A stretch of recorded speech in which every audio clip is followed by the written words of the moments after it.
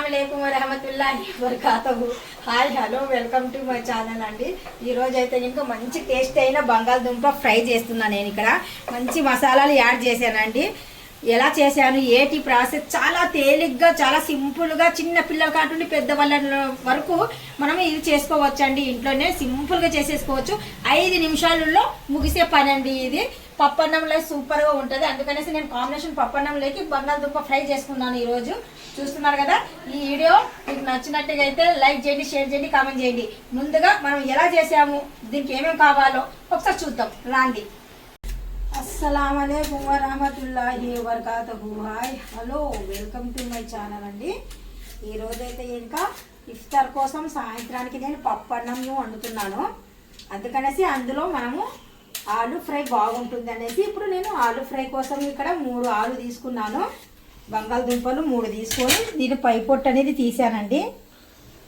పై పొట్టు తీసేసి శుభ్రంగా ఇప్పుడు కటింగ్ చేద్దాం.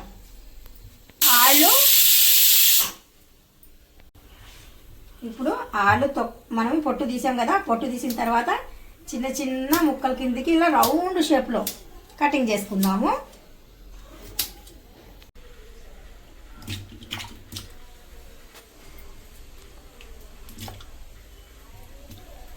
ఇప్పుడు ఒక ప్యాన్ పెట్టుకొని ఆ ప్యాన్లో మనము సరిపోయినట్టుగా ఆయిల్ వేస్తున్నాను. ఇక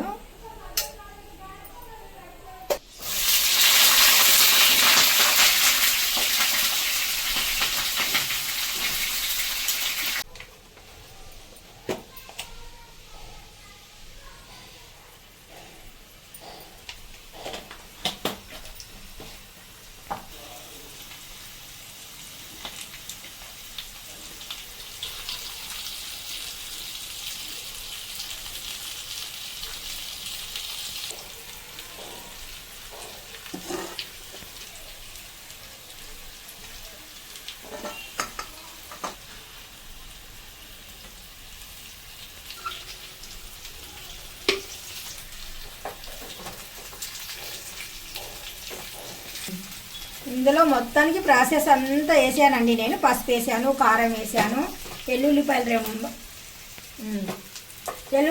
రంబలు 2 వేసానండి. ఇక్కడ మిర్చి వేసాను, కరివేపత్తా వేసాను, అల్లం వెల్లుల్లి పేస్ట్ కూడా యాడ్ చేశాను. ఇందులో కొద్దిగా పసుపు కూడా వేసాను, సాల్ట్ వేసాను. ఇంకా మొత్తానికి బాగా ఆయిల్లో బాగా మెత్తగా అయిన తర్వాత బంగాళదుంపలు ఇలాగా అన్నీ ఉప్పు కారం ఇవన్నీ వేసి నెమ్మదిగా 1 2 ఇలాగ తిరిగేస్తూనే ఉండాలా. ఈ ప్యాన్లో మనము బంగాళదుంప 2 వైపులో బాగా ఫ్రై చేసామనుకోండి, మెత్తగా కారంగా ఉప్పుగా మన పప్పన్నంలోకి సూపర్గా ఉంటుందండి. ఇలాగైతే బంగాళదుంప మన బయట చిప్స్ కన్నా ఇలాగ వండుకున్నాం అనుకోండి బంగాళదుంపలు సూపర్గా ఉంటుంది.